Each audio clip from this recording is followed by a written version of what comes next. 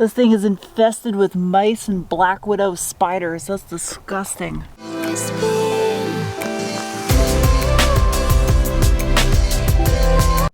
Helloing, people of the internet. Today I have some activities planned for you that involve the Super Duty, Food Cake the Builder, and the Pull and Save Junkyard. Got some miscellaneous tools with us, and we're gonna see if we can get lucky in here finding some parts that are needed for not only the Focus, but as well as the V8 Celica. Damn, this little two-wheel drive Ranger ain't playing around. Look at these tires on this thing. Oh, no way, it's a 3000 GT. I'm guessing it's just an SL, but man, this old Audi is still here for sale. I was really hoping someone would have bought this and saved it. Audi 100. It's got the 5-pot in it. It's probably naturally aspirated. 1900 bucks. Somebody needs to come save this thing. It's super mint on the inside. What do we have here? Oh, that old Jeep's still here. And a square body Chevy. I mean, it's wrecked, but that's still pretty nice to be in here. This is a really new Range Rover to be in here, and it's not that messed up. This is crazy. It's not even that bad. Yeah, the body's not even. What? Miami Dolphins. But actually, it's not. It's Olphin's Girl. Olphin's Girl. Lincoln LS. So I need a scrap rear bumper from a Mark 1 Focus, which I'll explain in probably another video. It's gonna be a process. Ah, here it is. It's a sedan. Yeah, it's 2007.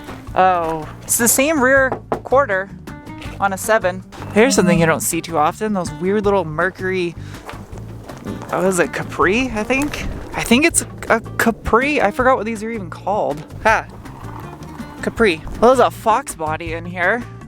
4-banger, it's got a 2.3 in it. Still, it's a Fox body in a junkyard. You did? Yeah, but not too much hatch left. Oh man, the bumper's wadded up. Damn. That's exactly what we needed, right? This is 100% what we needed, is that back bumper. I'm striking out on Focuses. I guess Americans don't like hatchbacks, that makes sense. Not unless it's lifted and they're tricked into believing it's a crossover. I see another Focus. What do we got? It's a wagon. That ain't gonna work. Sedan, that's gonna be different. Angel picked the only cart with a flat tire. It wasn't my fault. I grabbed it and then we loaded all the tools up and then I noticed it was flat. And it was too late to get another one. Angel's struggle cake. Well, check this out. I think it's an old Accord hatchback. No way. This is cool. That's an automatic. Weird. That is so crazy. I see a first-gen Tundra back end. I recognize those fenders. This is an old Celica. Poor thing. Are you? I'm pretty sure that's first-gen Tundra. I don't really think I'm gonna be able to get to anything on it. SR5, yeah, it's first-gen Tundra, all right. And I can see that there's definitely an engine in it still. That sucks. I needed to get to that. That's not gonna happen. That Veloster looks like a meteor hit it. Killed that dinosaur. Oh man, an IS300. That's sad to see. I like these. All right, I see a GS right here. I don't know if it's a GS 300 or 400, but it's tough finding these in junkyards because they tend to not become junk. Oh, look at that. It's a 2J non-turbo. It's got some coilovers on it. If anyone's looking for a non-turbo 2J, there you go. Winner, Lexus 300. Damn. Another non-turbo 2J. Hey, it's got some clear tails. Oh, gross. Someone puked on the hood. Ugh. Tech tip, if you want to call dibs on a vehicle in a junkyard, just vomit all over it. No one will fuck with it. It's so good. You see the puke on it? Oh, there's puke? There's puke all over the hood because there's a 2J underneath it. Never been so excited to see puke. Oh! It's on Ralph. Yeah, okay, well. Look, it's a Suzuki forensic study. Whatever they're called. You don't see those anymore. Forensic study. Hey now. That should have a big V8 under the hood. No way. Yep, there's a big old Mercedes V8 sitting under the hood of this thing. I just gave Angel one of my cameras and we're each gonna get 10 minutes to go through the junkyard and find the 10 weirdest finds in this junkyard that we can and then compare ours at the end. So Ready, set, go. Beep. Beep. I know I saw something kind of funny over here. Kind of weird to see a Miata here. They're so hot on the market, but ugh, nasty. So this Protege right here is a prime example of my friend can do it cheaper. Just look at that duct tape paint job. Maybe this is like a temporary paint job. Kind of like Frosty Dip. Looking. I'm gonna sit here and guard the wheelbarrow for 10 minutes instead of trying to push this. I really hope we don't end up finding the same vehicles. There's enough cars in here, I don't think we will though. Hell yeah. Winner, winner, chicken dinner. And it's a UZ. LS400, that's what I was looking for. Huh. So I think I might have found something. I think their child might have had perfect attendance. 04 Sequoia. Oh god. Oh yeah. Do I tell Sarah now or after the challenge? I see a Tundra. Meh. This looks pretty neat. It's right at the entrance. Nice. Pretty cool looking Jeep. This is a little crazy. Just look at this custom work up here. This little shack in here. That's pretty sick. For weight savings. God damn. I have not been keeping track of time. This is probably the only one UZ of this entire junkyard because I've been getting skunked everywhere I've looked. And this wasn't even in the Japanese section, it's in the Chrysler area. So I cannot use the 1UZ valve covers because I have VVTI and I'm actually keeping VVTI on my 2UZ. So, oh sweet. There's already some, oh those are nice. One thing I am gonna need a lot of though is OEM Toyota bolts that aren't rusty. Coil pack bolts. Definitely can use these. These are nice. That's good clean hardware.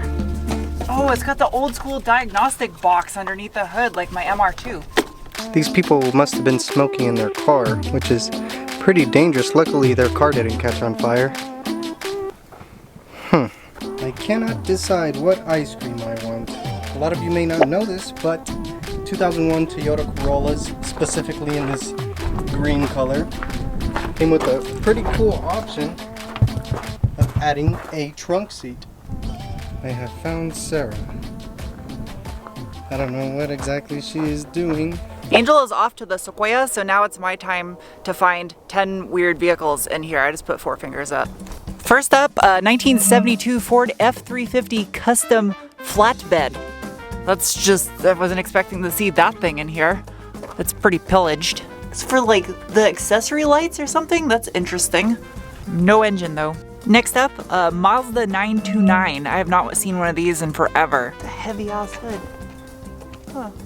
Wow, the interior is super clean in this thing. Oh, hell yeah. This next one's a real gem. A 99 Infiniti Q45. And the reason why this is a gem is because it has the VH45DE under the hood. I'd wanted to put one of these in my S14 back in high school when I had it. And it actually has the engine in this thing. It's super complete. Well, interior, wow. I know the lighting is kind of hard to see. The interior is actually pretty clean in this thing. Listen to this. Sounds solid. It's a shame this thing was actually not in bad shape. It's pretty straight. There's no door dings or anything down the side. Next find, an 81 Mercedes 300 SD. It's parked right next to a 190D also. Oh God. This thing is infested with mice and black widow spiders. That's disgusting. Underneath the hood, a BMB 3-liter 5-pot. And that right there is a Turbski. Turbo 5-pot. It's pretty crusty, but it's pretty neat. Old diesel Mercs are sweet. Oh, no way. Rabbit 2.5 5-pot. So these are a naturally aspirated 5-cylinder. I think this engine is of the 07K variety. It's non-turbo though. Not to be related with the turbo 5-pots and the RS3 and the TTRS. But you can turbo these, build these engines and swap them into like Mark IV chassis V-dubs. That was something I was considering doing with the TT when I had it. The hell, did someone paint this Galant with Pepto-Bismol? No way, you have to be kidding me. In R500, there's an R class in here? It's got a big old Merc 5-liter V8 under the hood. That is so insane. By far probably one of the rarest vehicles in here by a long shot. It looks like it's been resprayed with a fairly poor quality paint job. At one point in time, the interior is roached on it. Walter White's brother. Don't worry, General Motors fans. I didn't forget about you. There's lots of LS shipping crates in here, it seems. Well, here's a rare-ish kind of find. Cadillac SRX. He's got a North Star V8 under the hood. Yep. It's still there too. These were kind of like an obscure V8. It's a 4.6 liter. Oh God, these Buicks and the Oldsmobile Achivas were so hideous. Hated those things. Look at this little guy, Mazda B2000. I believe this is before the Ford days, before the Ford Mazda partnership. This is purely just a Mazda. Hell yeah, an Amigo 2-door. Oh man, that's so sad. This is junked. I love these. Was it? Oh, it was an auto. I think it's the same drivetrain as the Isuzu V-Cross. It was like a 3.2 liter V6, I think. Is it a dual overhead cam? Wait, is it a 4-cam? Man, that's sad. These are so cool. It's a really neat color too. Like the green color. Comment below if you miss Isuzu selling cool vehicles in America. I have not been keeping track of how many this is, but there's a Porsche Cayenne in front of me. So that's probably enough. That neat little Datsun or Nissan pickup. Was it a Datsun? Yeah. I'm more interested in that than I am the Porsche Cayenne. Although, what engine is in this thing? Oh, it's a big boy. The Cayenne S. It's got the V8 under the hood. I do believe this rear subframe, which is all-wheel drive, can be adapted to fit the back of the Focus to make mine all-wheel drive. I do believe. It'd obviously be some fabrication, but man, I need the whole car. I found another Sequoia. Yeah, with a 2UZ in it. The whole nose is ripped off, so it's easy to get to. Oh. Yeah, it's not as complete though. Okay. Is this a VVTi one or early? Oh, it's a non-VVTi? Is it good? Yeah, it's still, there's probably a lot of usable parts. Mission kind of successful? I literally was just staring directly at it when he started welding. I don't know why. It's the next day. And Angel has been working on the X brace in this lower strap. So that way this is finished up. I don't think you guys wanted to see another video of 3 days of me fabricating this thing, so.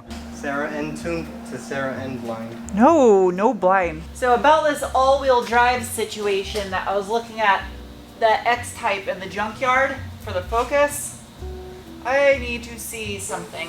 So the actual WRC car used a McPherson strut in the rear. They completely converted it back here for the all-wheel drive system, which moves the strut out of the way for a drive shaft, or axle, sorry. And there's, yeah, I can't even get that up in there to just look. I don't see how I could do it. I don't see how I could possibly. This needs to be the end-all deciding factor whether or not all-wheel drive is gonna be possible on this thing. So I want all of you guys to see this right now, not the Black Widow spider webs. If you notice, the location of the rear strut, which I'm replacing with a coilover that I have for this thing, is right in the center of where the hub is. Problem with that is even if I were to try to make the Jaguar X-Type rear subframe or a Volvo S40 or a Mazda CX-7, those are some of the other solutions, adapt to this. I have these custom-made KW long travel coilovers for this thing that I cannot scrap. So the only other solution I could see is this needs to be deleted still. I have to make a straight tube with some Heim joints on the end and delete the spring because it's no longer needed with the coilover. I could potentially move the strut location at the bottom over, which would clear room. Drive shaft wise, I just have to run a different fuel tank. That's no problem. There's enough room in the tunnel down here for a drive shaft where the exhaust currently occupies. That can be worked around. Up here, the subframe would need to get modified a little bit. This exhaust manifold is completely blocking where a transfer case would mount up, so that would have to get redone.